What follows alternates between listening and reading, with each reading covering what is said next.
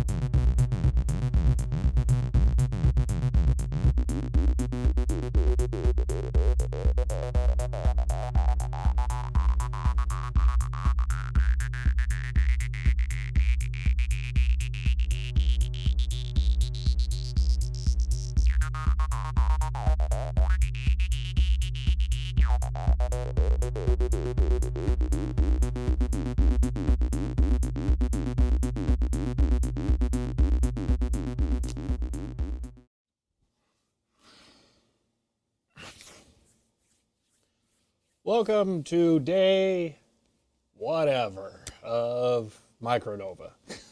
Okay. Knew that was coming.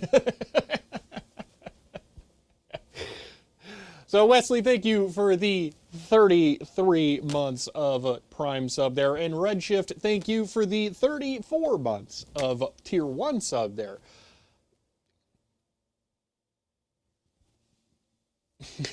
Philip, thank you for the Tier 1 and for 16 months. Not a thumb, you get a pinky.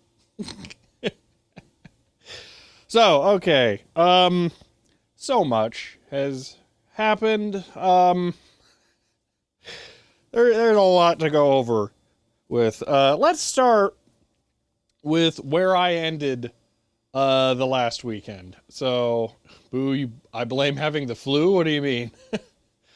Well, I don't know. All right, here's what I'm going to do. I'm actually going to start recording here because I just need to catch up whatever video I end up editing out of all this nightmare on this as well. So, all right.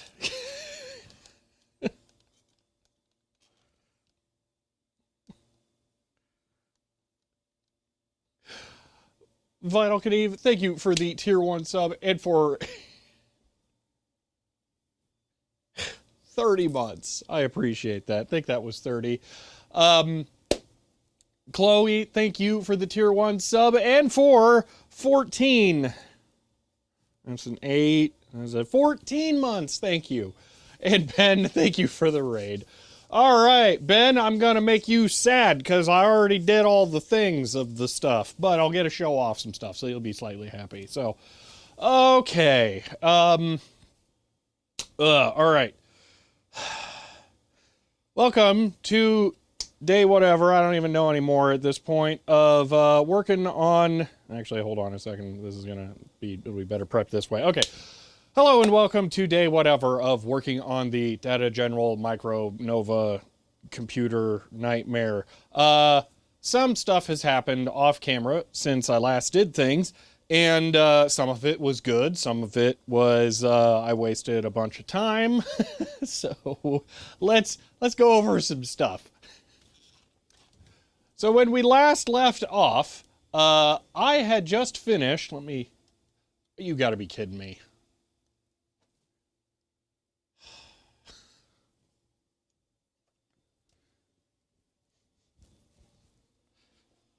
At this point, when it starts doing this, I'm just turning the audio interface off and on again.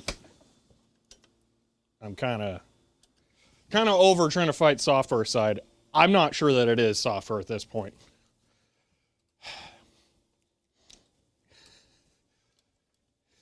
But K Marshall, thank you for the Tier 1 sub and for 27. That's a number of it's 16. And that's 24, it's 27 months. Thank you, K. Marshall. Okay. This is a hardware mixer, Portizo. That's what's good. Anyway, So what I spent a large portion of this last week working on is my page that I'm documenting all of my data general microNOVA information on. So I have published on here high resolution, high detail images of the fronts and backs of the cards, both front lit and backlit, so that we can see these cards in better detail in images. I even went so far as to fully align all of the images for the cards so that we could start to reverse engineer these if we needed. And I did this for all cards on here because I thought we were going to be up a creek without a paddle. So I spent a lot of time preparing these images and looking into this stuff, trying to get everything going. And then Bruce Ray over at Wild Hair Computing and Novas Are Forever released the ultimate data general archive of schematics and technical information. And it has almost everything we could ever want on the microNOVA. So all of that effort was almost a waste because, yeah, we don't need to figure that out. So yeah, if I want to look at the schematic for the CPU on here, I can just go, oh, there it is, boop, hit this PDF, and here we go. The microNOVA, actually this might be Firefox, I don't care, go away! This might be an Eclipse CPU or something, but yeah, we have schematics for things, so that was a lot of time wasted, especially because I forgot how to use the perspective tool in GIMP. Ugh, but that's a different problem altogether. You guys can't hear the deck talk? Well, I don't know why Cobb's message didn't go through. That's strange and fun. Oh, wait, the routing program crashed for some reason. Why? There we go. Cobb, thank you for the Prime sub and for 26 months. Thank you. All right. What's this archive of stuff? I want to have a nose, see how close partial REing of that Rsync card. It's on Novas Are Forever, so you can go look at it there. These schematics didn't come after you reverse engineered them? Yeah, but I wasn't going to do the whole thing, but it was going to be necessary for a couple of things. So let me just quickly pull this tablet thing out of the way here, because it's all tangled up. I got to leave it plugged in, though, because I drained the battery, because I thought it was plugged in behind me on the bench over there, and then it turned out that the power supply wasn't plugged into the wall. So every time I thought I was charging it, I was not. Okay. Mirrored on archive.org, right? Yeah. Well, I can tell you, it's mirrored on my server. Please link to the docs in the chat. Just search Novas Are Forever, yeah. Okay. Let me just do this really quick. Okay, so next up. Another thing that happened was I realized I could run the microNOVA cards outside of the chassis because the back plane is a separate cage. This cage is removable, obviously, because here it is removed. But all of the cables reach, okay? So all the ones on the back for power and nonsense reach up to this point. The front panel connector for this stupid stuff, that reaches right there. So we can operate the machine with the cards out, which means I can do what I have done here and probe the cards for stuff. So we can do some debugging without trying to design and build a extender card, which helps a lot. So I've been able to do some of that. Now I have to move the camera arm because this won't work. Copy and paste the PDFs, links on the site, and get it or something more fancy for automated. I have I don't remember if it's get. I got a script.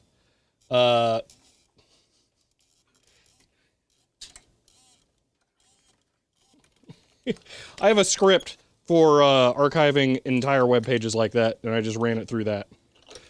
It's probably wget, but I don't remember. I can give it to you at some point.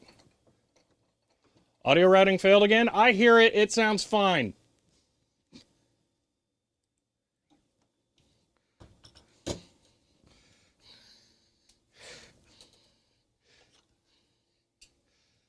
You guys can hear the deck talk right now, right? Like you heard AJ's message. We hear nothing. Dude, I'm about ready to just stop having a deck talk. I swear. This is infuriating. Why?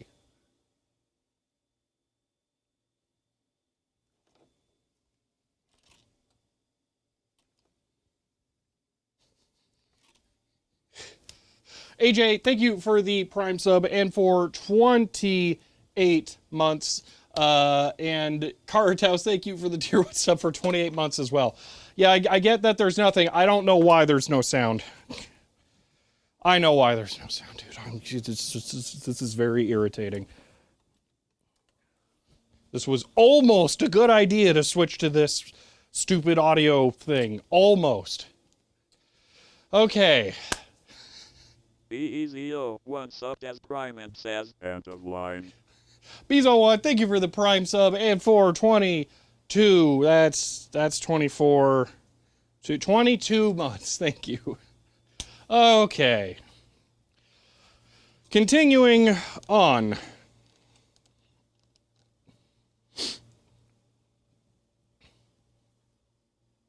Let's get this out of here.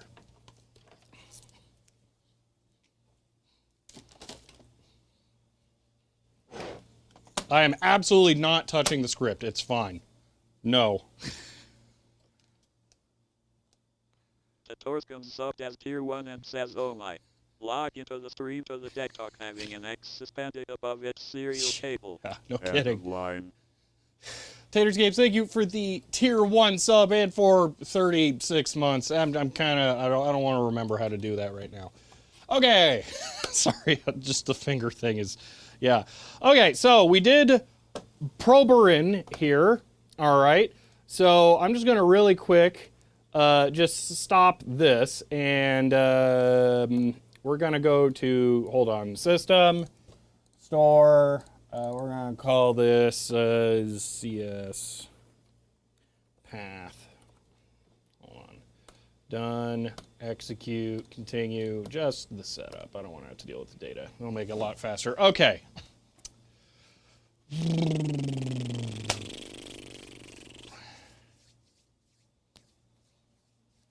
Okay, so there's a thing I should cover here that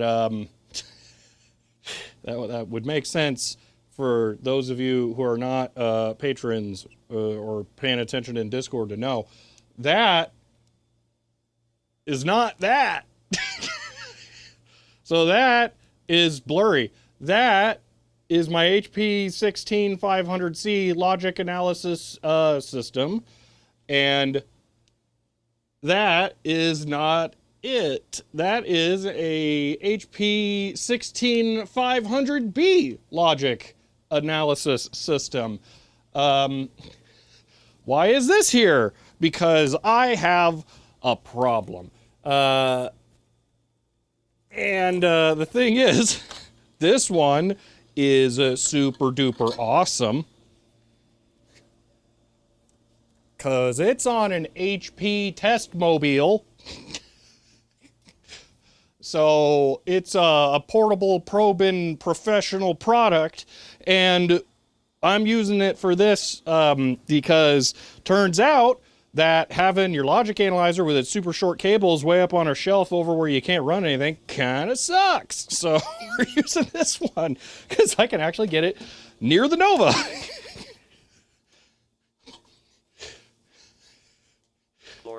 So GER 100NX Cupid V6 to let or something. End of line. Chloe, thank you for the 100 bits. All right. We know you have a problem. We tried to stage an intervention, but obviously it didn't work. Oh, it's so much worse. It's so much worse. Like, let Look at that thing. But we don't need to talk about that right now. So, I have been working on setting this up. Okay, I don't know. So one of the differences between the B and the C, the B is HIL peripherals, all right? So this is an HP mouse and an HP keyboard, okay? I don't know how to scroll that dial from this. Show the curve tracer. No, the curve tracer weighs like 100 pounds. I don't want to move it. There's a curve tracer over there somewhere. You just pretend that you've seen it. Oh, it's so cool. Okay. Seeing it on video still very much feels like something the doctors should hook me to in the hospital. Yeah. Anyway, I don't know how to scroll the wheel. I need to scroll the wheel here to. I should stop stepping on this tablet. I need to scroll the wheel to select things, but I don't know what buttons do that on here. I would be real swell if I could. Curved tracer can just make it out. End of line. Yeah, sure. You could definitely. I mean, actually, you can see it from that angle. You can see the front. Spice Mud, thank you for the tier 1 sub and for 35 months. I appreciate that. What about a manual? I mean, I didn't get any good manuals with it. It turns out I got 2 programming manuals and the service manual for the cards in this. Not like the how do you use it manual. No, the service manual. And then I got the garbage worthless user's guide for the 16500B. Not the reference guide, the user's guide, which tells you this is one of those things. You poke it and it does stuff, and that's about as useful as it is. Anyway, I wish I knew how to do things, because it would be really cool if I could just scroll here. Return from a phone call. Did you miss much? No. Do you know how to? No, I haven't scanned anything. I returned from a phone call. Did I miss much? Yeah. How do I do knob on here? Tell me. I want to know. Wait a minute. It's not.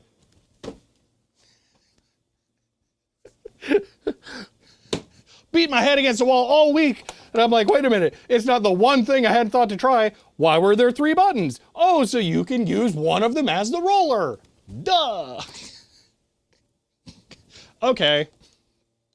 So let's look at a thing here, okay? So this is a logic analyzer, which means that it analyzes logic. There you go. I'm really helpful at describing things. Oh, I'm so glad I know how to do the knob now. I don't have to lean over anymore.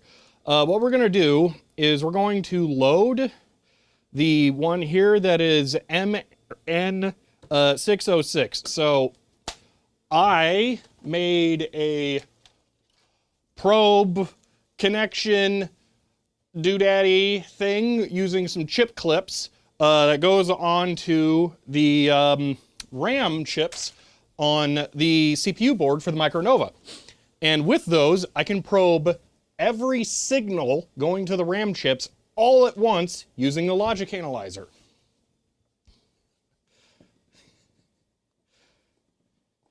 I think my viewers have got a couple of shots from our big games over logic analyzer. Yeah. Yeah, apparently there's literally one data bit. There's not a data bus, there is a data bit. Which I was not expecting. Anyway, it's loading the thing and then you'll see what I'm talking about here. Thankfully I was smart. We mean, wait, what? Yeah, it's a data bit. Go look at the data sheet. Okay, so now we're going to go to the Logic Analyzer module. We're going to go to the waveform view and look at it. It is beautiful. So I can zoom in here using the mouse now that I know I'm all fancy like. So what we're looking at is the clock on the top. All right. Then we have the right enable pin here. Then we have the data input and we have the data output. Down here, all of the address lines for trying to communicate with the chips. Is this Motorola CPU soggy turned into a full-blown tube? No. RAM chips are 4K by 1 bit, so you need 16 RAM chips to get a full 4K 16-bit words. Yeah, it is weird. But anyway, and happy to have you here, Soggy. So I was actually doing this with Usagi this morning. So we were able to probe the RAM, but critically here is the CS line. So let me just get rid of everything here that's not clock and CS. And thanks for zooming that in so much more there, Logic Analyzer. That's delightful. Thank you. But you'll see that chip select never goes low. It is an active low signal. This is with the system booted. It should be trying to do stuff, but it doesn't. So something's wrong with chip select. So here's what we did next. Since we had the schematics, Usagi went and looked through the schematics and figured out. Camera, work with me. Hold on, we're going to restart that.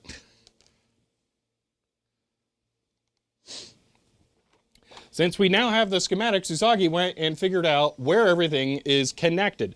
So pin 9 on the CPU here goes over to pin 2 on U3.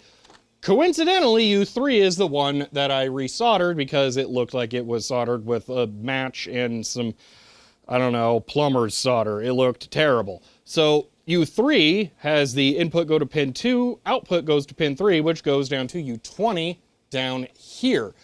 U20 has input 2. These are actually the same part, by the way. U20's pin 2 goes to pin 3 as the output and comes down here. These are like buffer driver things. I'm not exactly sure what they are. I haven't looked at the data sheet for them yet, if we even have that. But this goes over to chip select on all of the pins on the RAM chips. So we get clock on pin 19 on all of them. We have the correct 4.25 negative volts on pin 1 on all of them, and we have the correct positive 14 volts on pin 11 for all of them, but on none of the RAM chips do we see CS go low ever. So we decided to probe our way back up through the bus, and what I did, now hold on, we gotta pause for a second here now. Refocus. Okay, let's go here, and then system, and then load. We're going to load, chip select path, execute. Oh yeah, it's super fast because it doesn't have to load the data. Okay, so now we have, oh, I didn't name this. Hold on, CS path. Let's just do this really quick. Boom, done. So now we can go to the waveform here. We have probes on every pin from pin 9 on the CPU to U3's pin 2 to U20's pin 1, which is some kind of enable pin. I, again, have not looked at this yet. This was given me by Usagi, who was looking at schematics while I was setting up probes and stuff.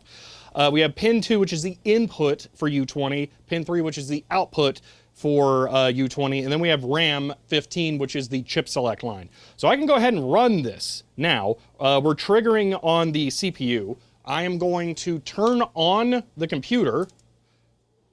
So this is the reset position. This is run, still nothing, and then I hit PL start. And now we start to get data access. But you'll notice down at the bottom, U20.3, the output from U20 never works. Also important though, is that it's high. And I don't think U20 is supposed to be active high. I don't know. Actually, all of the other signals are active high. Wait, should that be tied high, Usagi? Because all of these are tied high, other than U1, which is not one of the other ones. So maybe it's just not going low? But yeah. So this is where we're at. We found that U20.3 here, pin 3, is never going low, which means for some reason, the signal is never making it through that chip.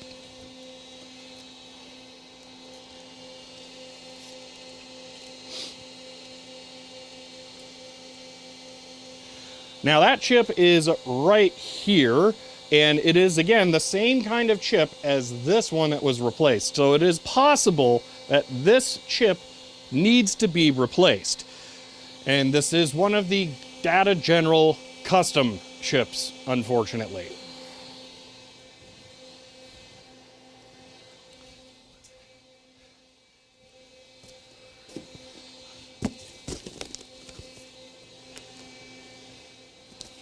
However, that does not mean that we are totally screwed here, because a while ago, I bought this package, which contained another Data General microNOVA RAM board. And on this RAM board, I believe there are, yes, there are 2 more microNOVA 634 chips. So, would actually be possible to swap these chips into there if after a little bit more probing, we decide that that chip has actually failed. Now, this board is bad. I measured the power inputs on this. They were all good as far as like shorts between rails or anything. Put it in the computer to test if it worked when we were trying to test other RAM issues, and it shorted something and started smelling bad. So I pulled it out and vowed to never put it in the computer again. So donating some parts from this to that, it sounds real good to me.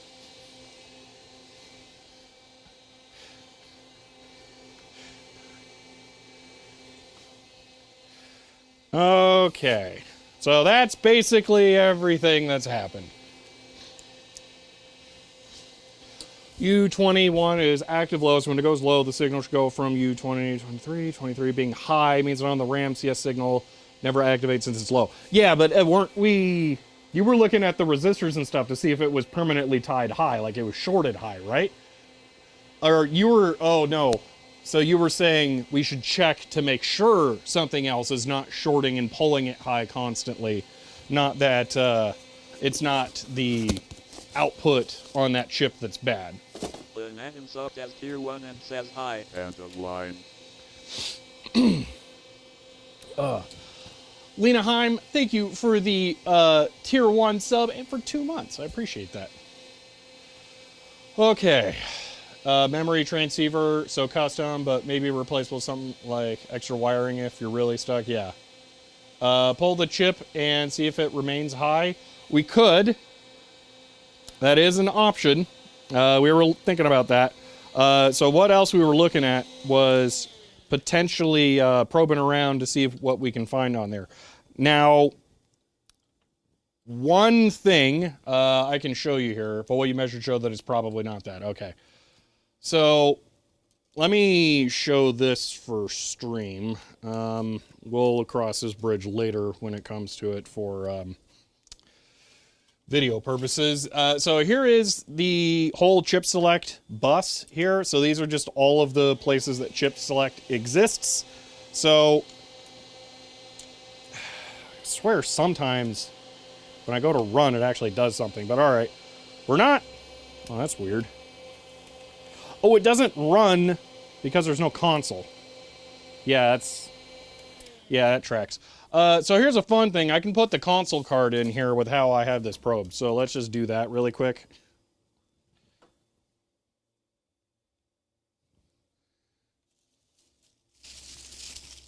I did not measure pin 2 on the resistor network. End of line. LuckyBog77, thank you for the Prime sub and for 4 months. I appreciate that. Okay, I'm pretty sure it's this one. 9876, yes. Okay, so it really sucks to plug these cards in with the backplane out because it splays open, but it does mostly kind of work.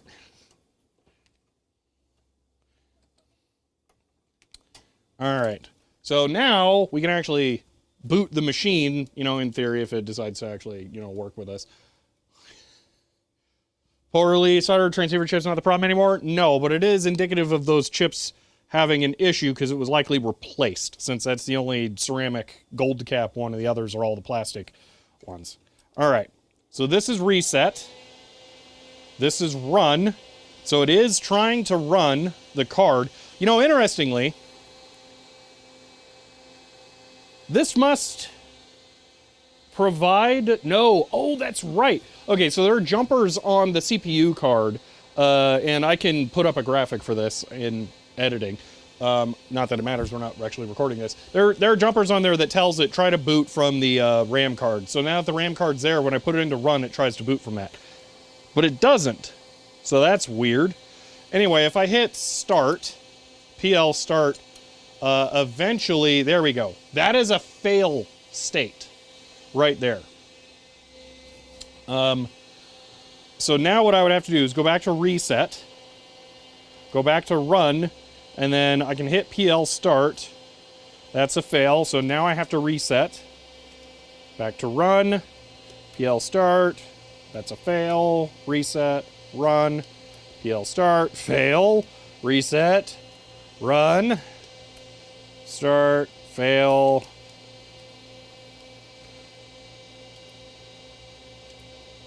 fail.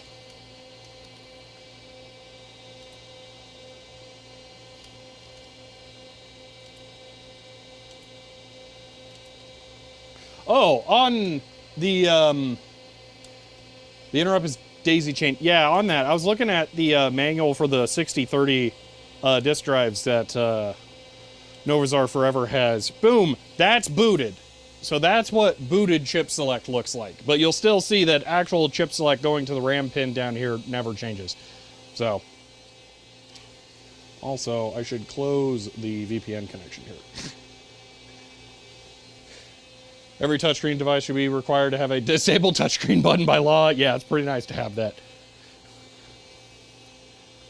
Looks like it's probably direct replacement. Ooh, that's good to know. That's super good to know.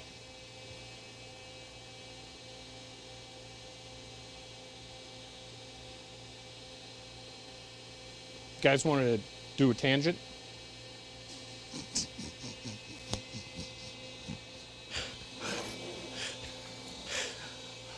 I think our next step, Usagi, is to lift the chip, right?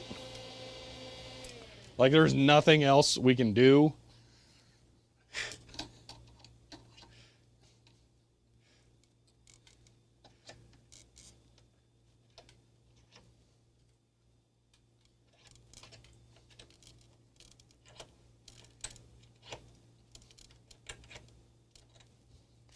This chip's got to come out of this point? Okay. Well, in that case, I want to do a tangent.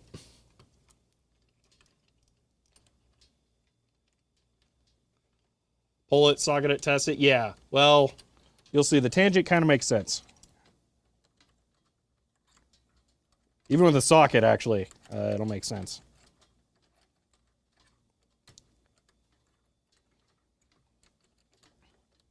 There we go.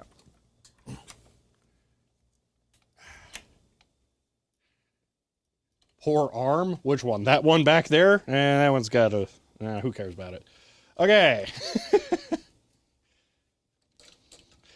Okay, I will be right back. 241, you said? 742401? Yeah. Oh, it's heavy.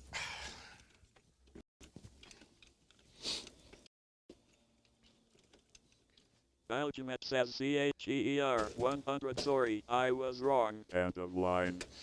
Oh, really? Well, thank you for the 100 bits. And not thank you for getting my hopes up.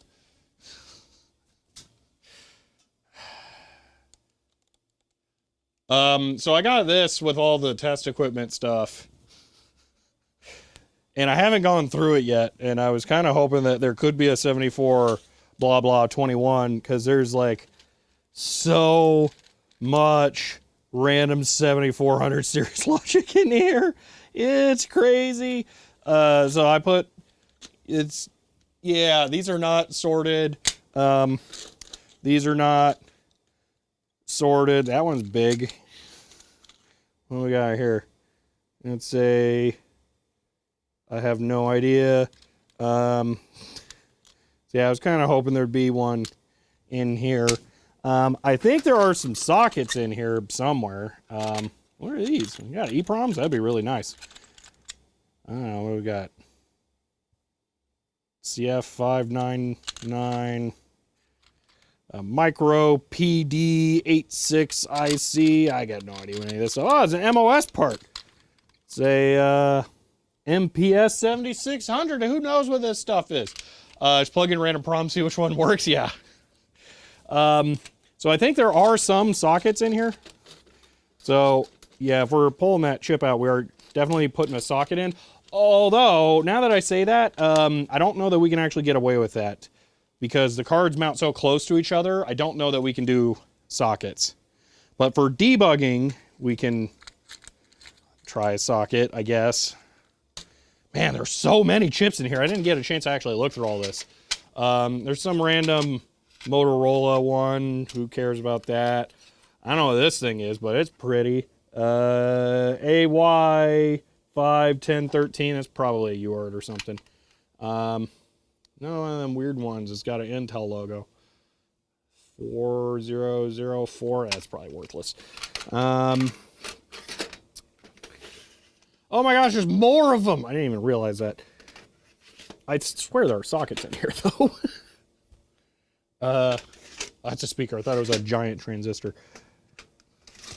Those are capacitors or something. Okay, I really did think there were sockets in here.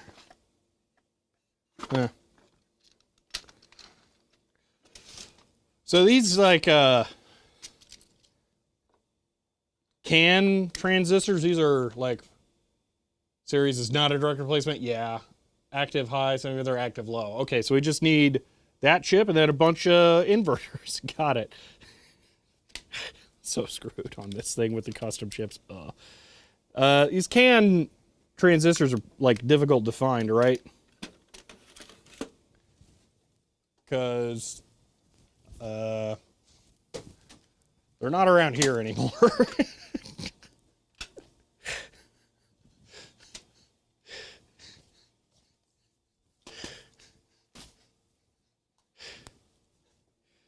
Dude, I swear there were sockets in here.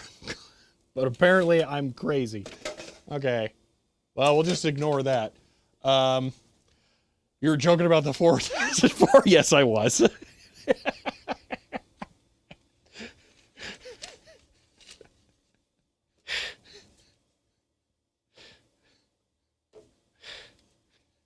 MPS struck gold video game array. Gate specialized for early games. Oh, that's cool. So, all right. Well, I guess there are no sockets, and there's... Dude, I swear there were sockets in here. Okay, there's no sockets, and we can't use a standard chip, so it doesn't really matter. I have no idea what that is. Figure anything gold top, white ceramic. Probably worth a squiz. But who knows? So the era of hardware that would be included in this is yes.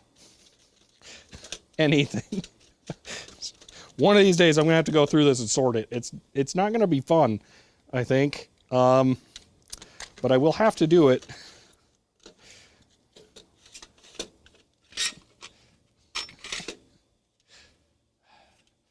Don't think it would drop straight in? No. In a way, it makes sense. Ooh, they're little plastic doohickeys for TO2s. And some transistors that were fancy pants enough that they got their own case for some reason. They're gold leg. SP101 or Motorola 812. I don't know. Anyway, okay, so this is useless. Let's decouple the tangent. How did she score on that nice collection? Talking to people. That's what I will say. If you go to buy something on Craigslist, Facebook Marketplace, whatever, just be a person. Talk to them. Vivi Nepoteri subbed as Prime for 4 months and says, end of line. Vivi, thank you for the Prime sub there and for your first time. Totally agree. Tech tangents, yeah. That's how it happened. Please tell me to kill it. No. They were already dead, though.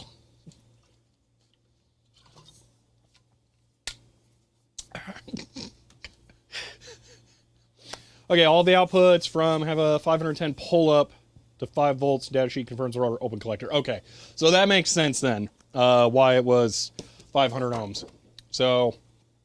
yeah, we need to pull says, so that. I was sitting here trying to make the deck talk sync but got irritated, so instead here is the 22.month sub and learn the art of deceasing people on Craigslist for maximum profits.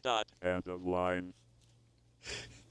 T-Zach, thank you for the Prime sub and for 22 months. I appreciate that. All right. Oh, we got to pull the chip. You know what? For giggles, real quick, like, let's look at that chip before we start soldering on it, just in case, you know, maybe some of the pins are loose or something. Maybe we'll get lucky.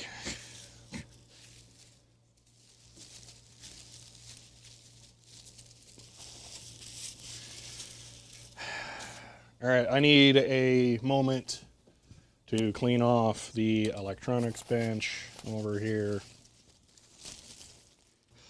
And Helen Croft, you say that it was a shorted tantalum on the other memory board. I don't think there are any tantalums on this anywhere. I mean, that's paper. That's a MELF ceramic. These are electrolytic. There are no tantalums. I don't know what failed. It better not be these. If those failed, I'm going to be mad. But yeah, there are no tantalums on the board.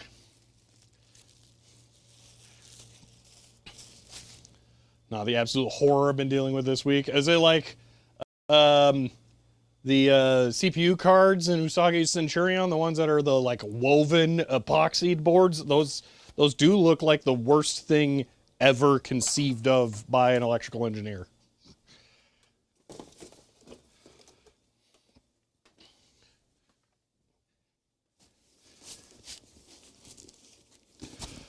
Practice chip pulling on the exploded RAM board first. DG boards have weak glue and traces. Yeah, I could do that. These two are different production runs, so they may not be representative of each other, unfortunately.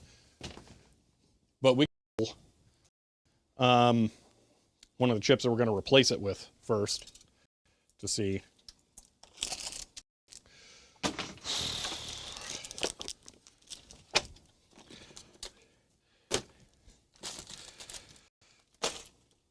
I really didn't think we would be getting the board level repairs on the Nova stuff. Like, even when I hadn't even started. Spooky, thank you for the tier 1 sub and for 34 months. I appreciate that.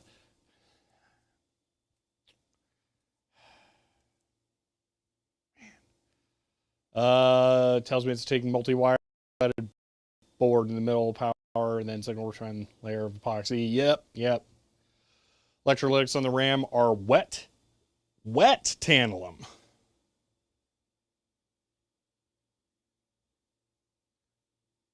Cool. All right. Well, maybe we'll practice pulling all of those off. Maybe that'll be our practice. Then we can see which one is shorted.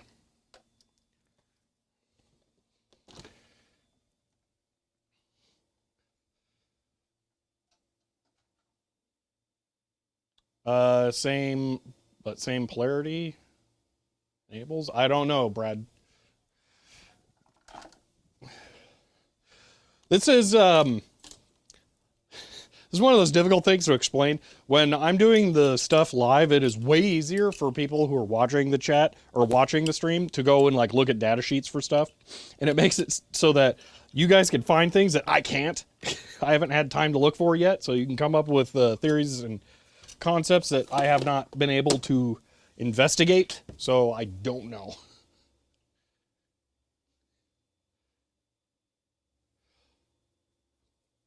Wait, it's only the enable that's active on? That was the point? Not really. I would like to be able to have time to do diagnostics, but it just doesn't necessarily happen. Because we could fix that with like one transistor, couldn't we? As far as I'm aware, the data general was always stored inside. So I don't think that exterior impurities are a significant concern. All right, switch to desoldering.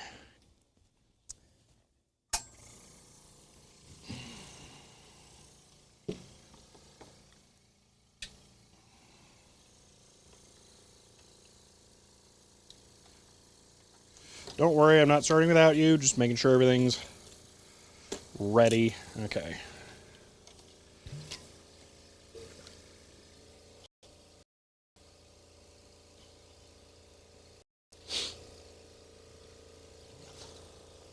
Oh, I figured, Cobb. Yeah. So this chip have one of its control pins tied to fixed level. Oh yeah, I was gonna pull the whole thing and look at that. Let's do that really quick. Do some shenanigans to get it going, depending on how and where the chip is going. May be able to get away with just tying it low or high. 20 control differently. It's important to note there isn't a universal fix. Okay. We have the schematics now. Yes.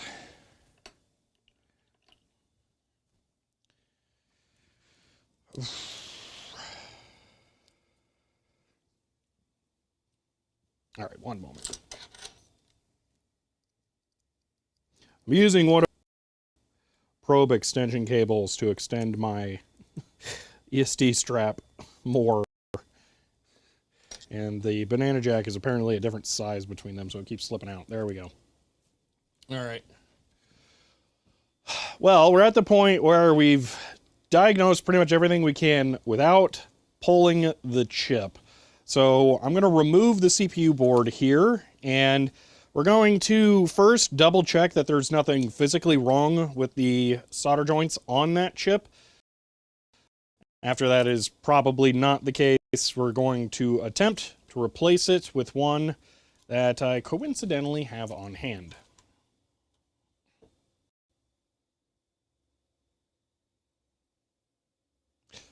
Somehow, one tiny bug has managed to get in here, and now it's gone. Okay. If there's a fixed level pin at the wrong polarity compared to buffer, we can rewire. I can't absorb what you're saying right now, sorry. That is words. I can read the words. They lack any meaning at this moment to me. Ow, pokey.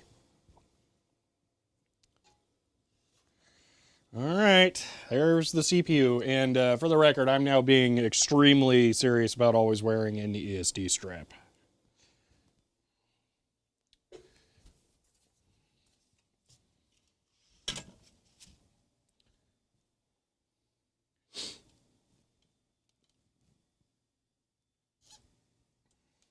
Triplum subbed as prime and says OW1,323,313,332,333,550x630,220,9. End of line.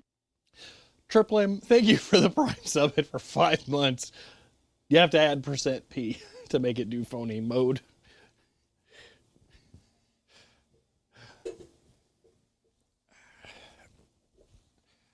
All right. First things first, where's my light?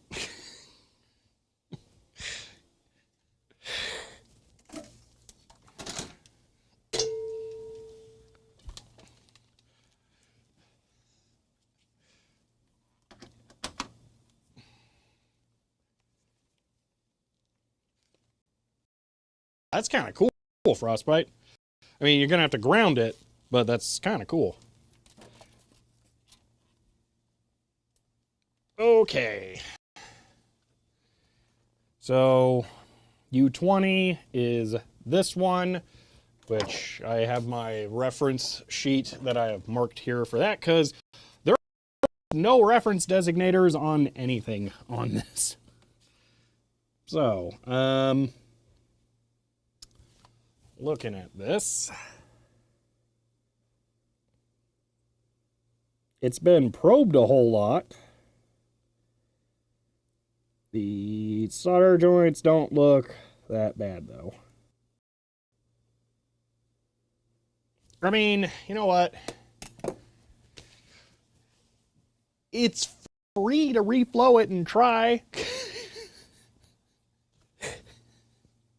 We could just do that.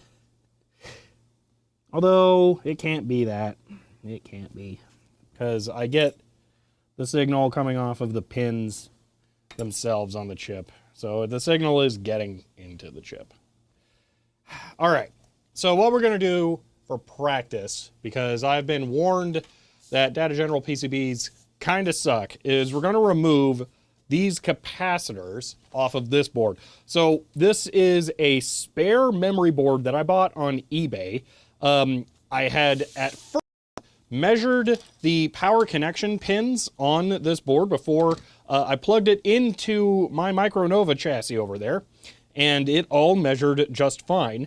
Specifically, what I think is like the 5-volt rail or something measured at 11K to ground, but now it measures at 0.5 ohms. So something on one of these, oh, it's not that, something somewhere on this has gone wrong. So it's not one of these big ones. It's not that. Could be this weird yellow one. So we could try removing that. But yeah, something not right somewhere on here. So it'd be kind of fun to use this board for practice and see if we can figure out what part has shorted on here. Hopefully it's not one of the RAM chips, because that would be, I think pin 11, that's 15 volt. Is it pin 1, negative 4.5? It's not that. Then there's this one. Okay, so that's VSS. That's ground. Okay, so interestingly, it must be 5 volts, because it's not a RAM rail. Well, it's ground. I don't know what it is. Well, let's start lifting things and see if we can figure it out.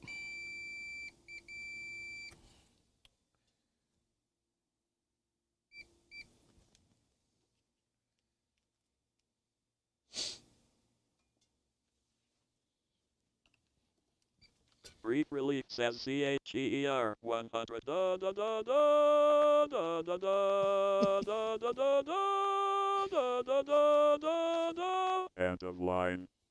Brief relief, thank you for the 100 bits. So we're just gonna try yoinking capacitors on here to get a feel for how the board solders and see how this goes. And then maybe, if we get lucky, we'll find the one that's bad and pulling the thing down. So this one was, that's a long cap, man. Okay. So here.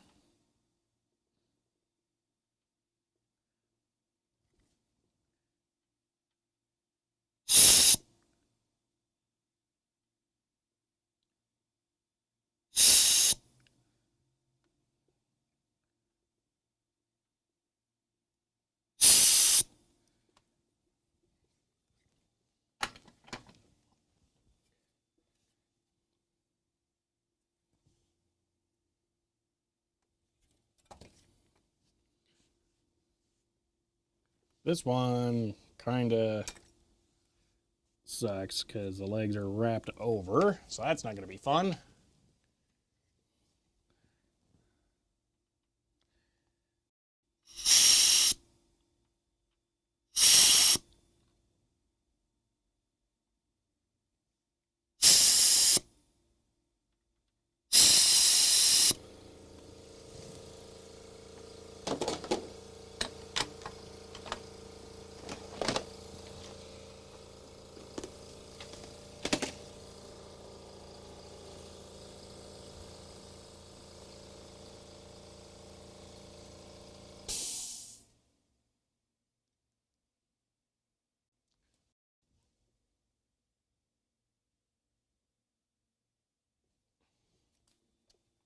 Well, but Helen Croft, what I said, it can't, it's not those. These have not failed.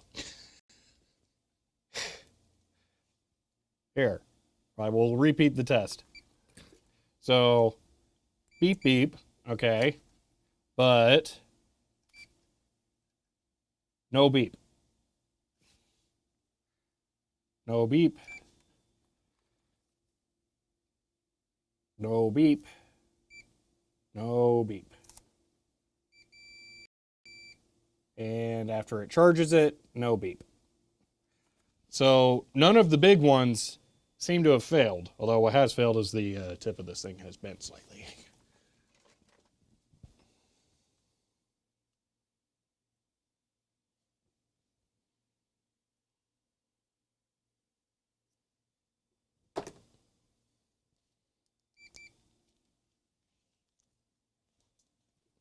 But this yellow one here, that one is short, whatever that rail is.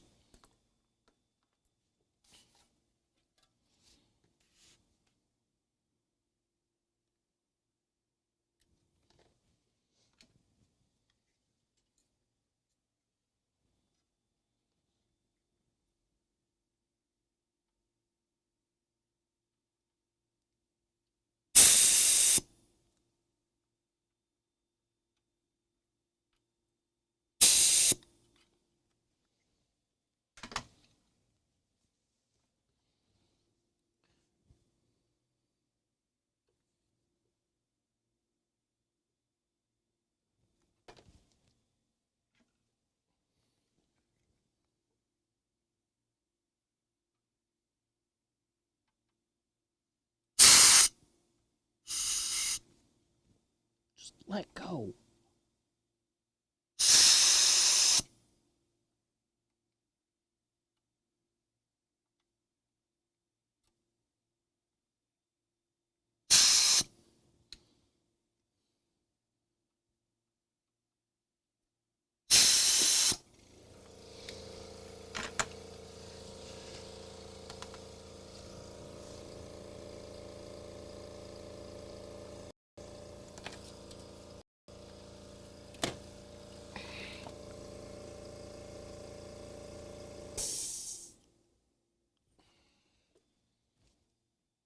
This is going to be a really annoying board to work on, I can tell. Fun.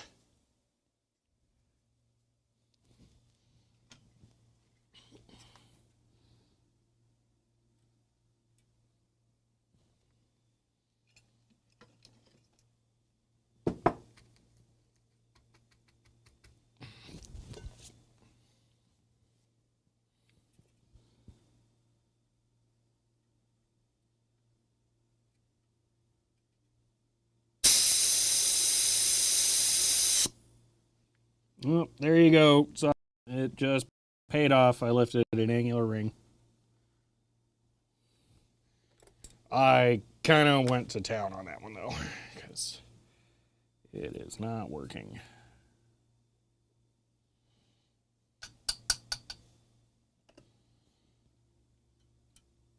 It's loose now, though.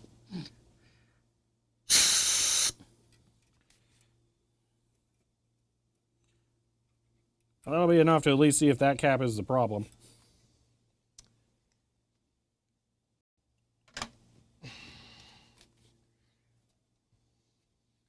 It's not going to be, but we can start to do some elimination.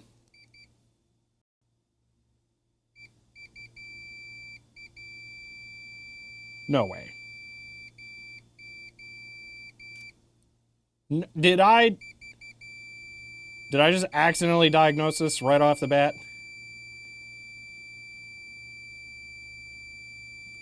Well, think I found our bad part on this RAM board. So that is a... I have no idea.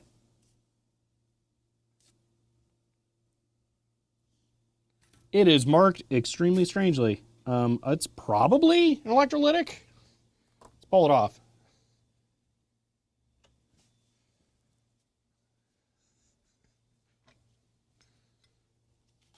Oh, you know what? Now that it's lifted, hold on.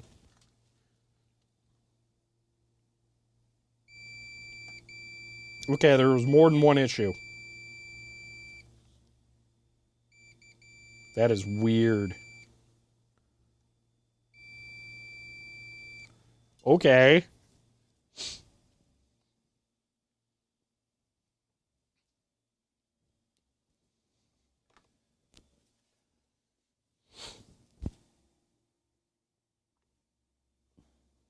We sure that's a capacitor?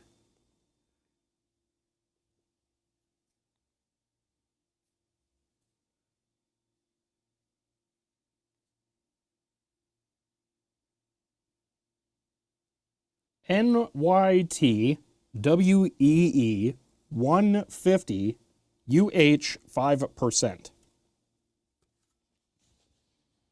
I don't know, man.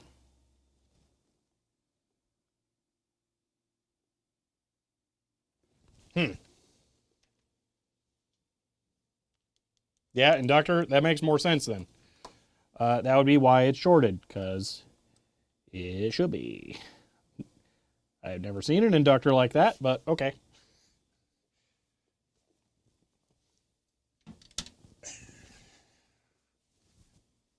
Try to see what it thinks it is. I'm okay with it. Just put it back. We have enough other stuff to do today. We don't need to get sidetracked on that.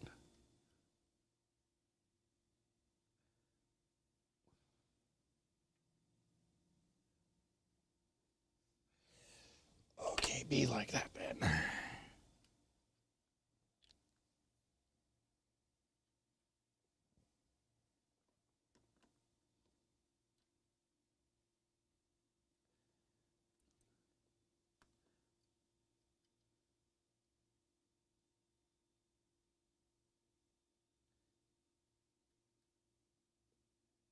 Solder is really not wanting to stick to this stuff. That's cool. It's going to make my life fun.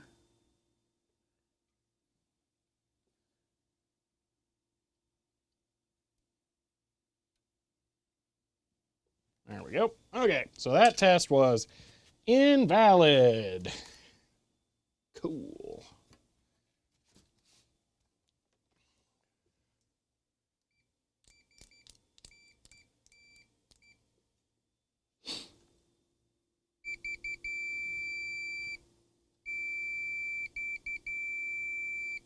All right. If it's one of these white things, which are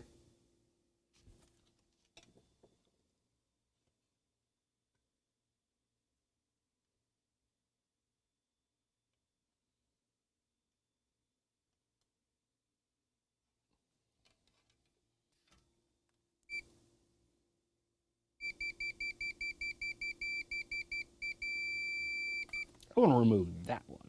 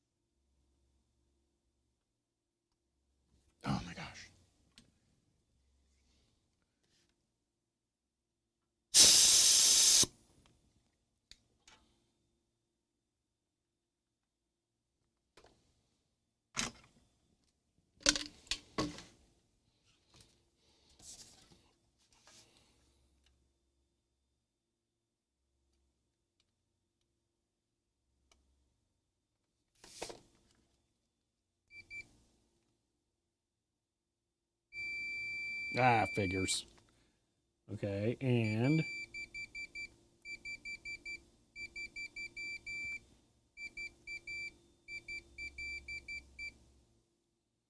all right, what's a little white tube guy thing gonna be?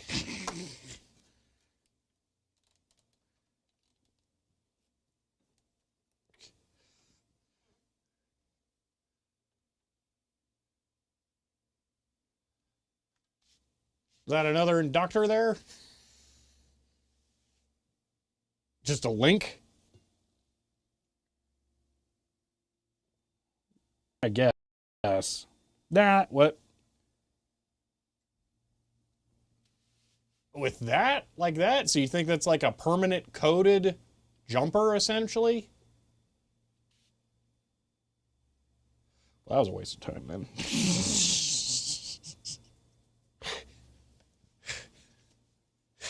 Okay. All right. Fine. Fine.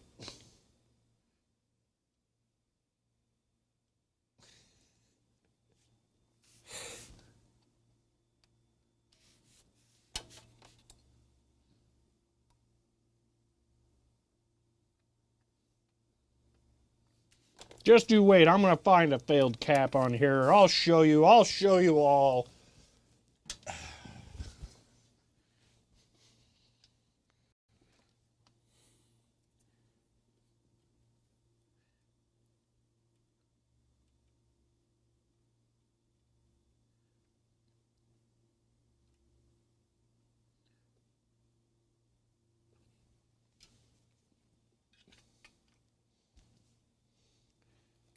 I can't measure across anything without lifting it because there'll be a short because there's a short. So if I go here to here, I mean, it's not even that rail. So it's not that one. Okay, well, now everything I've measured is just pointless. So we have the inductor, duh. We have the jumper wires, duh. I mean, it doesn't really make sense as the jumper wires like this one. That makes zero sense. Why would that be there? There's no trace going under it.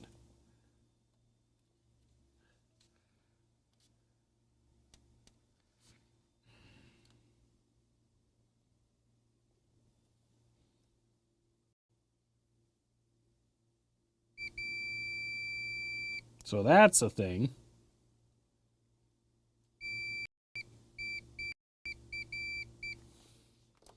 All right, let's pull whatever that one is. Yay! Woo!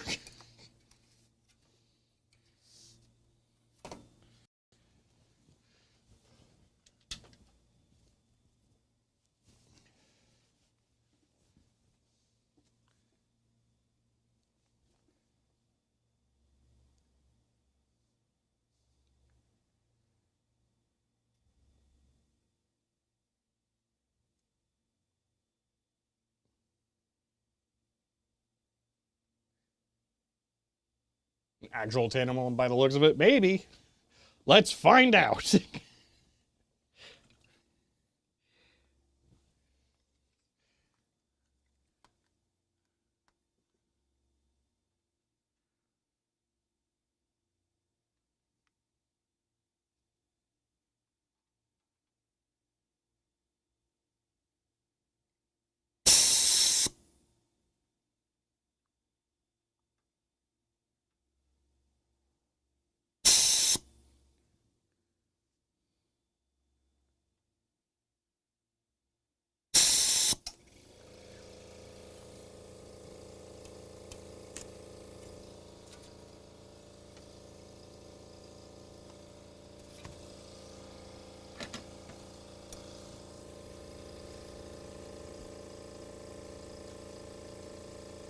Come on, you know you want to release.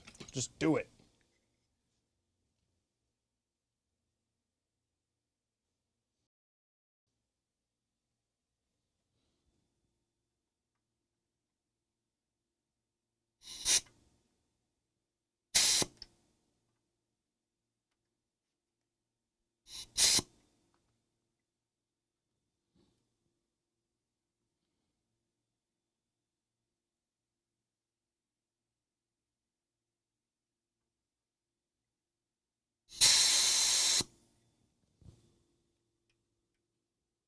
There we go.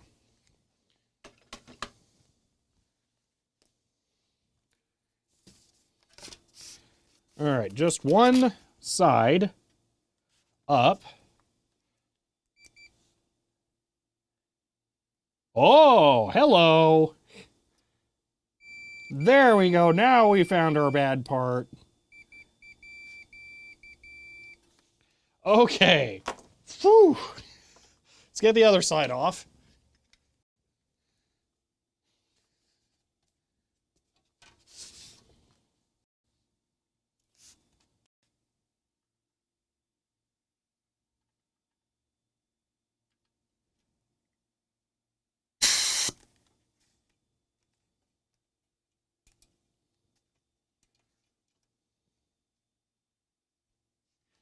And there we go. One 6.8 UF 35 volt capacitor, which I just so happen to have a ton of replacements for.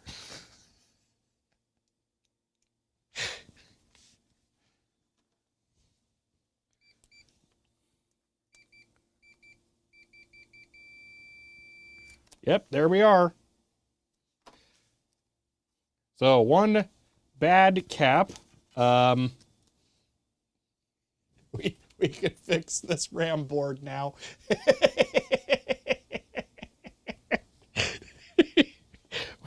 we can make it good.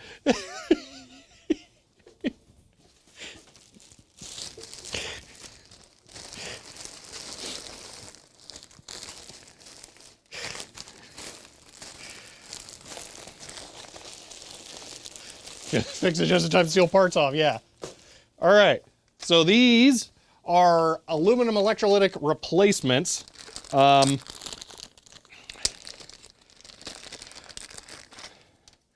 So based on this, 6.8, and it's got plus minus 10, and then 35 VDC plus. So I'm assuming that is a 6.8 microfarad, which is what these are. Yep, these are 63 volt, close enough. So yeah, we can just pop one of these in there and it is fixed, probably.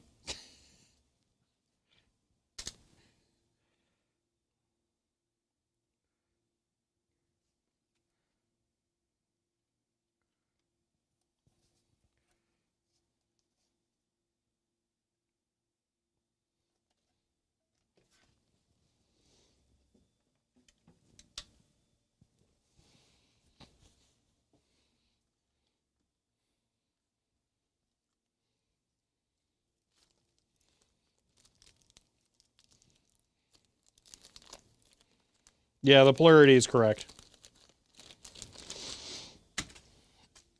So, arrow pointing this way, that's the ground bus. The other side also has a plus next to it. And the cap I took out had a plus going to the far side. All right. Tack that side. Grab onto this. Heat and raise. Tack that side. Grab, heat and raise.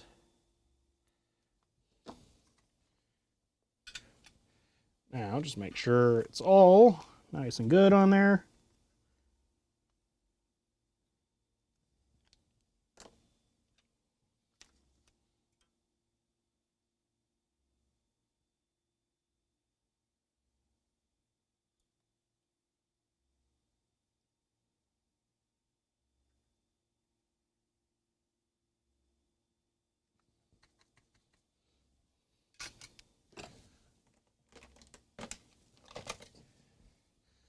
Now a little snip.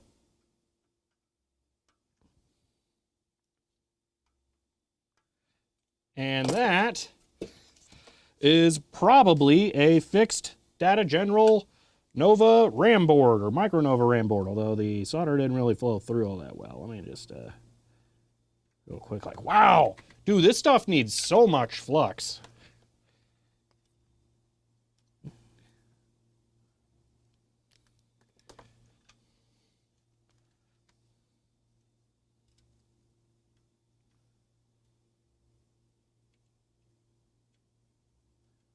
It isn't sticking at all.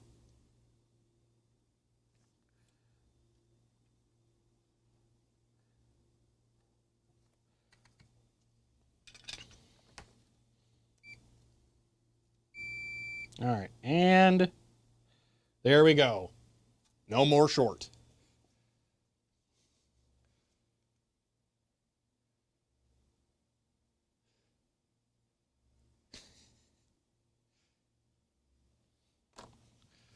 So we probably just fixed the spare RAM board.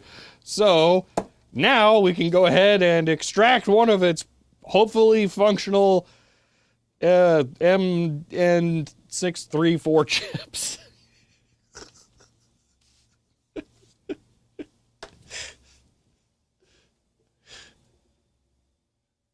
This is the RAM board that popped, yes.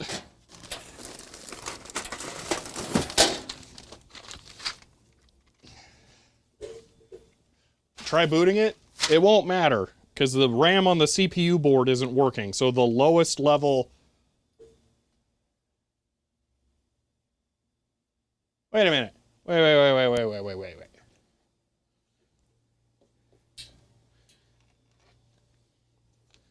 I don't remember. Was there a jumper to disable the on CPU memory?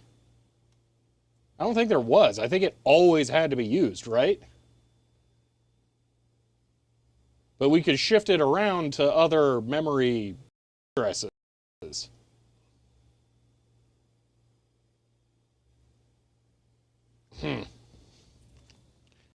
Weird.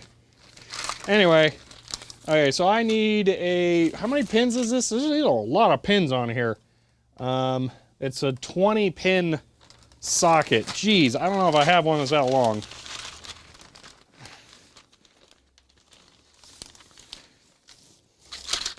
So I got dip 40s, and the tubes are utterly disintegrating. So I got like wide dip 24s or something. Those aren't going to help. I got shorty, probably dip 14s. We can just make a 20 out of that. And then that one is empty. Gar's seen that the is not toggling correctly. Next active or next select is active low, selecting the chip, but output isn't happening. So CPU should be hitting CS. Yes, it should be. It's just really weird. It didn't boot by shifting the address around. And what I was saying is we could, you know, try and put the thing in there, but it wouldn't do anything. But why doesn't moving the ring?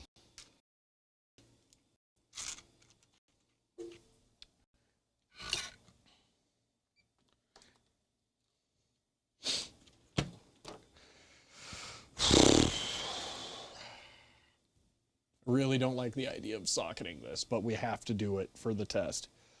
I do not think that the board in the next slot above will fit if there is a chip in a socket. I think the board will be too tall. But for diagnostics, this is kind of required because it will make a huge difference.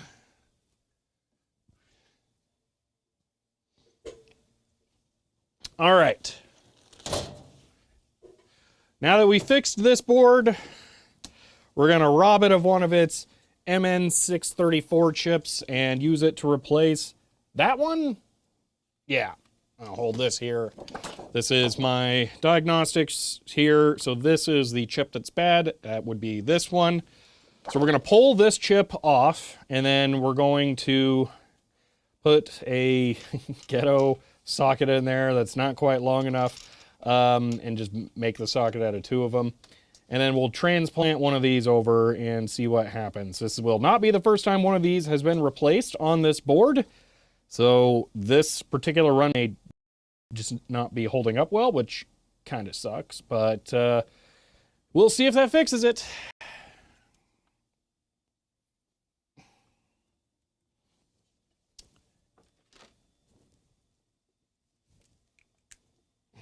Just to double check, it's this one, should be the far one.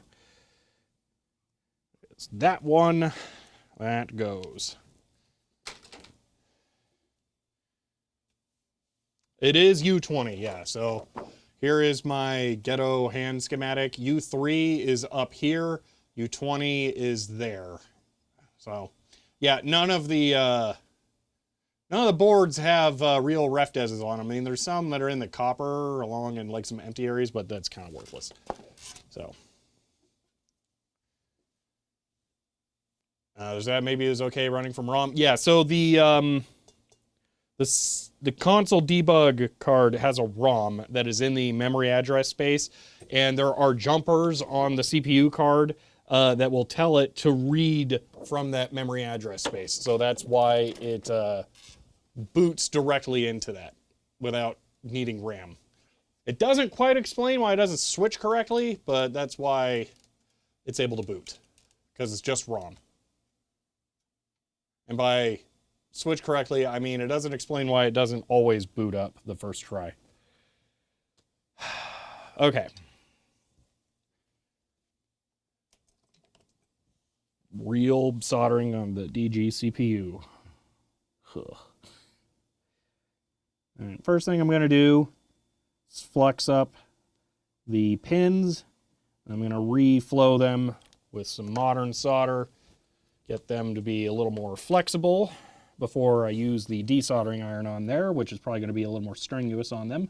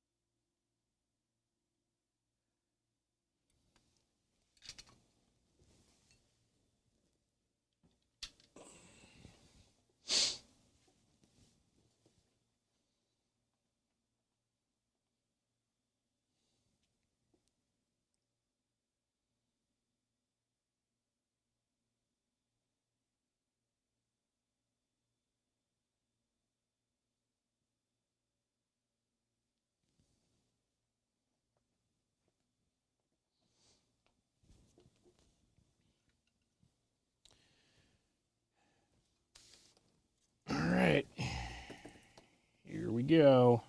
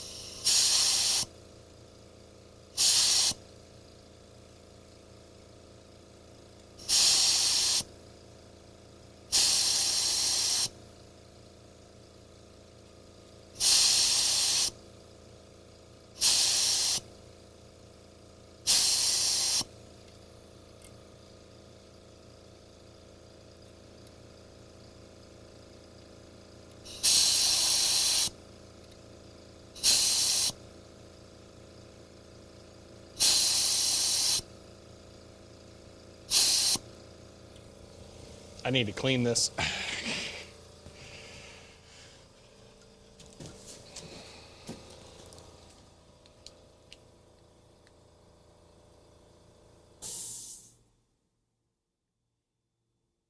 Oh, actually, it looks pretty good.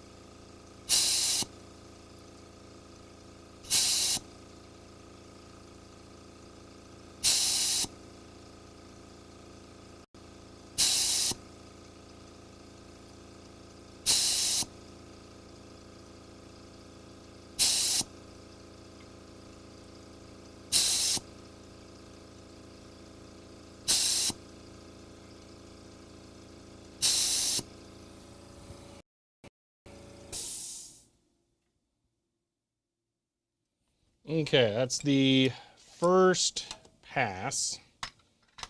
Let me figure out which pins are loose, which ones aren't. That one is no, no, no, no, no, no, no, no, no, no, no, no, no, no, no, no, no, no, no. Okay.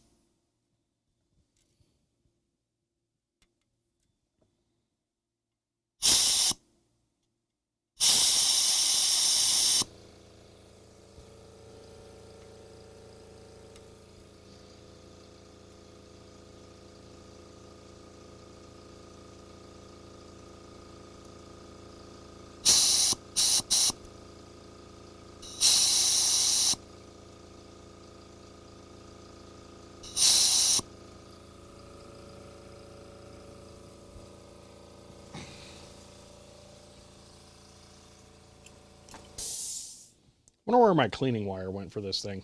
Because I know I made one, but then I lost it.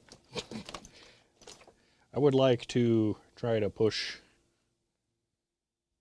any buildup through it. Yep, no idea where it went. Okay, cool. So I'm making another one, I guess.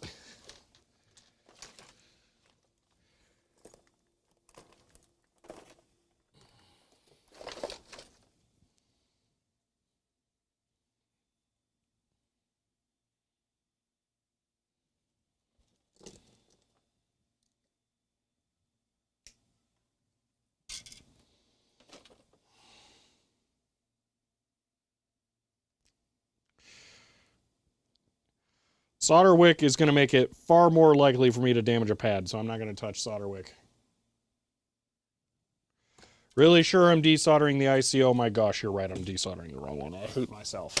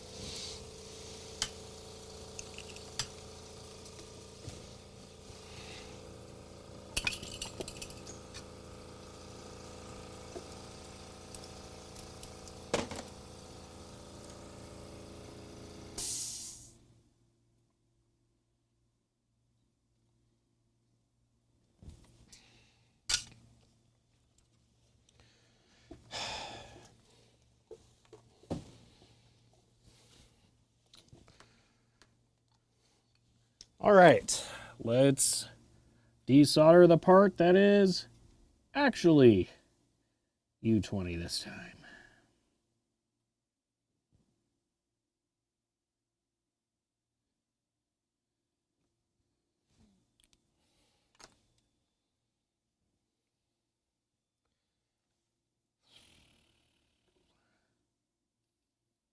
First thing I want to do is I want to try and pull this pin up because it's at a very bad angle for the desoldering iron.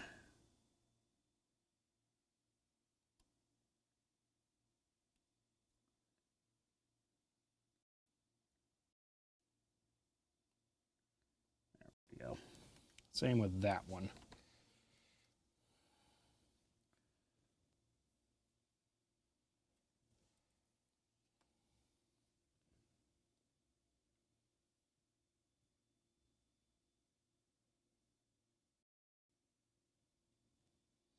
All right, the rest of those will come up reasonably well. So let's just get fresh solder on them.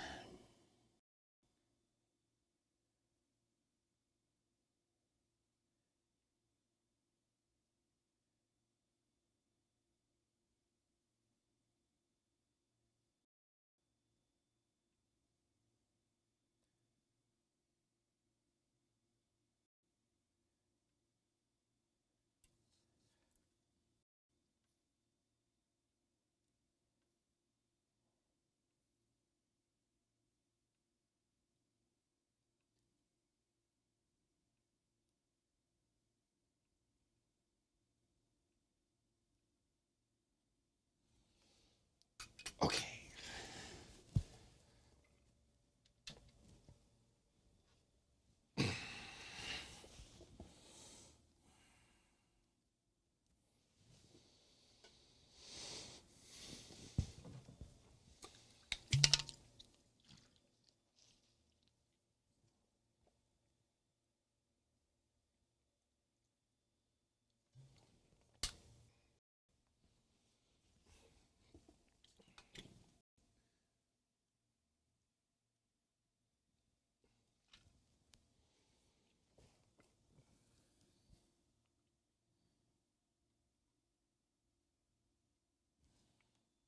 Oh, you know what? While that's heating up, let me continue to make my cleaning tool for it.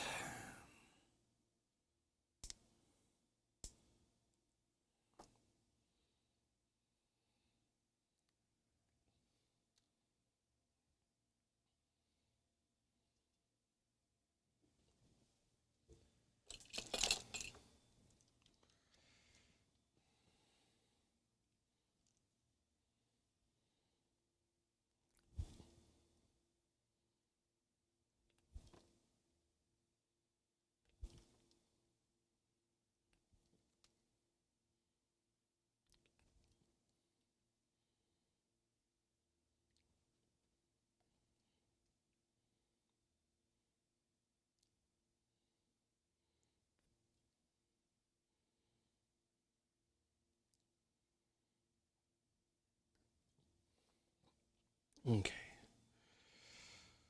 Not sure if that's long enough. Oh yeah, it definitely is. All right.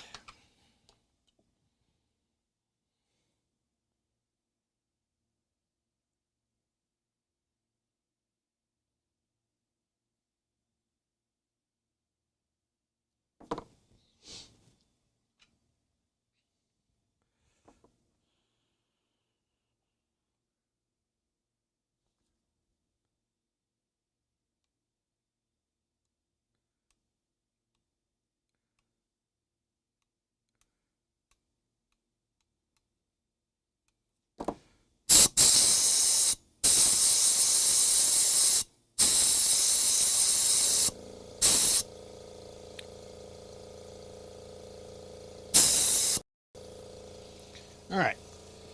See if that will have helped at all.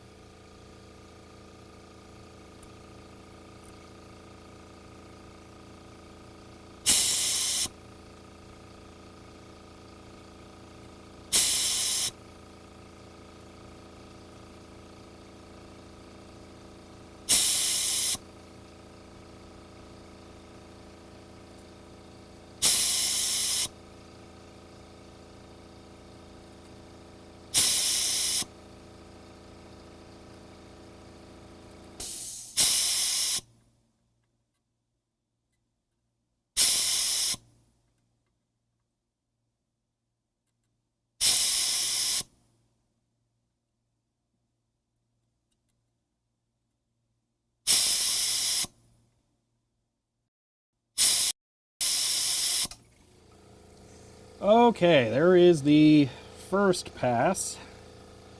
Everything is looking good so far. Wish SAR guns weren't so expensive. Yeah, it's really good. Takes some experience to use still. It's not a homework for you solution, but you get practice with it.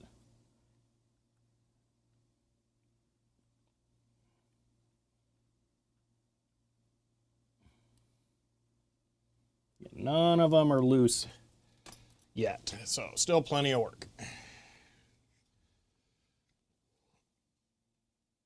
Working a lot better and cheapy. Mine was cheap. Doesn't need a vacuum line. I mean, I would prefer the vacuum line.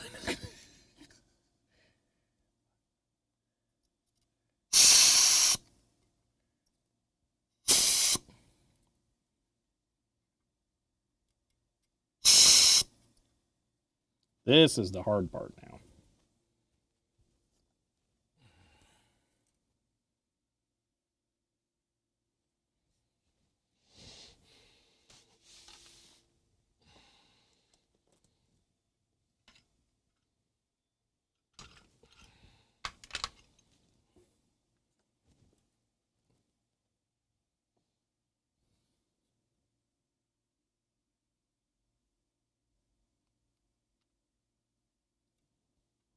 Not yet loose.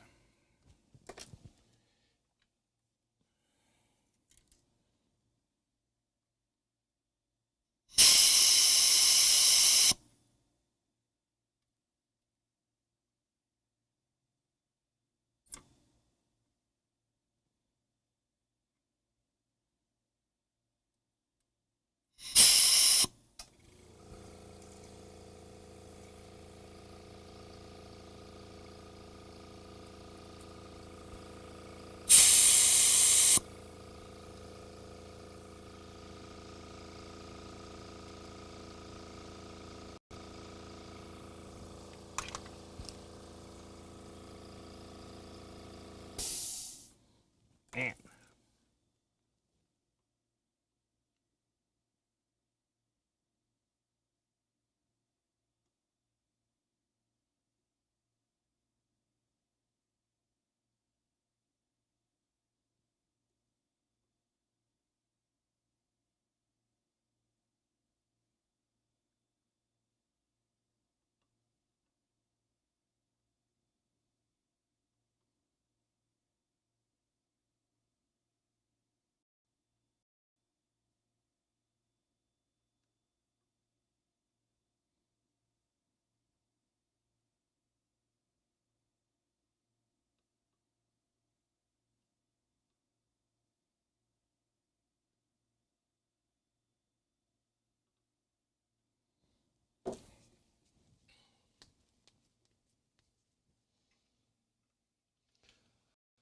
Yin, the answer is yes to both. I'm going to put a socket on it, and there will be a clearance problem.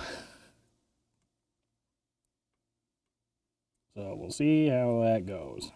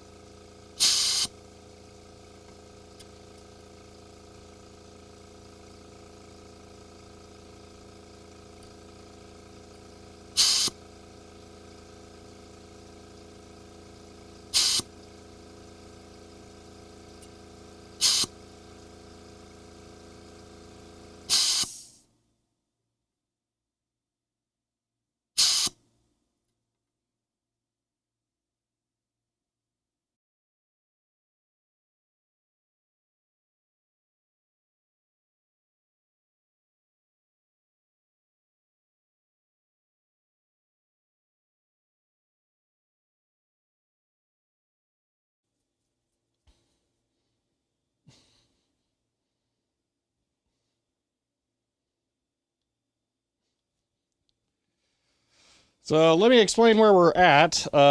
We are in the middle of removing this chip right here, and it's at the point now where the pins are just touching the angular rings, and it's or not the angular rings, the via walls, and it's turning out to be quite difficult because there are no angular rings on top for a large number of the pins. So you can see that's what a big pad looks like, and then there is just nothing on these. So again, it would stick out a bunch like that, but it doesn't here.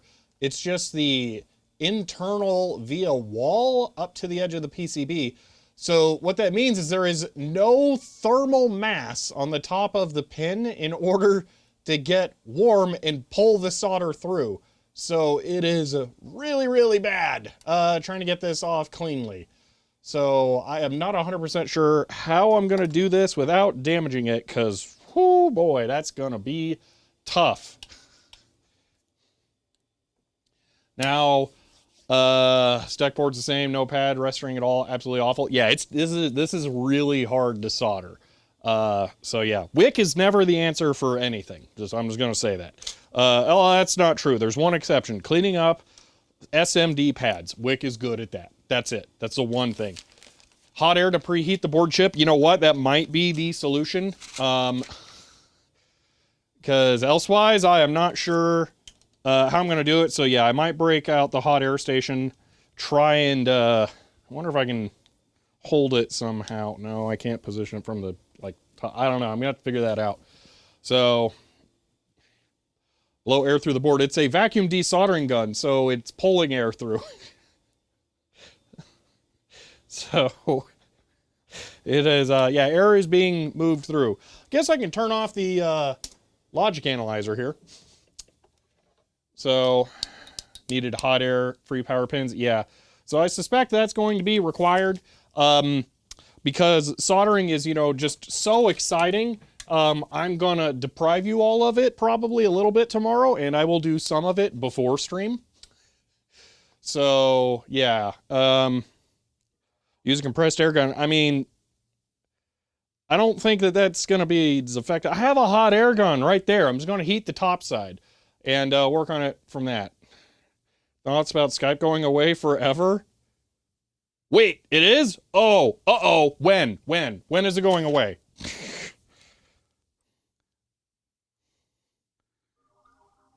Skype shutting down. Skype no longer going to be available starting in May. Oh, cool. That's super fun. Great. Well, time to get my second SIM card. Okay. Cool. Fun. I use Skype for my business number. I don't want to lose my business number because it's awesome.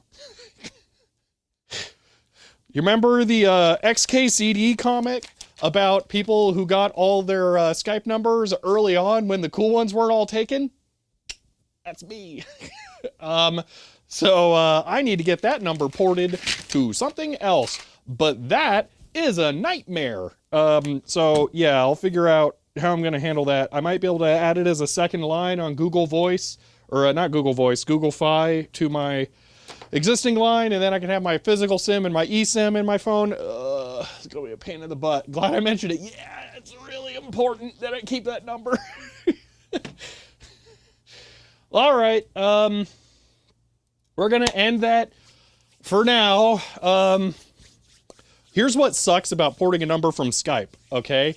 I don't think I can port my number directly from Skype to Google Fi, because Google Fi is a virtual carrier or whatever. So I have to go to like Verizon or something and get a phone, or bring a phone, and then get like a 1 month plan, port the number to that, then cancel that line within that month, and then port the number to Google Fi. So annoying. But yeah. Anyway. No SIM-only plans in the US? No, see, the problem... Well, maybe I can get a SIM-only. I don't know. But the problem is you can't go from a VoIP number to another VoIP number, and I think Google Fi counts as a VoIP number or something like that. But you can't port straight across there. So, all right. That's going to be annoying. All right. Skype was my VoIP service, Vorpal Sword. Anyway, not Google Fiber, Google Fi. That's different. Google Fi is my phone service provider. It's also my internet provider, but it's not supposed to be. Don't tell them that. Shh. Anyway, we gotta run the outro. All right, well, to be continued, I guess. Port to a burner, then Google. Yeah, that's what I'm gonna have to do, but I gotta figure out what burner. I am not sure. Drat. All right. Well, yeah, this will continue tomorrow. We will be. I will try to finish desoldering that chip before stream starts. No guarantees. But yeah, take it easy.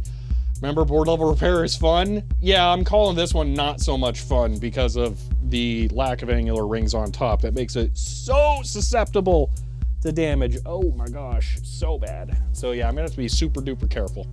But yeah, anyway, it wasn't fun or free. Oh yeah, it's probably gonna cost me like $100 total to port that number. It's worth it though. That's also why I've been putting it off. But yeah, all right. Oh look, Stream Element says I'm live. Good job, Stream Elements. And on that note, if you all enjoyed this stream, you may want to follow to be notified when I go live again next. If you want to help support the channel, you can find me on Patreon or get a shirt like this one. But that's going to be it for now, and I will see you all next time.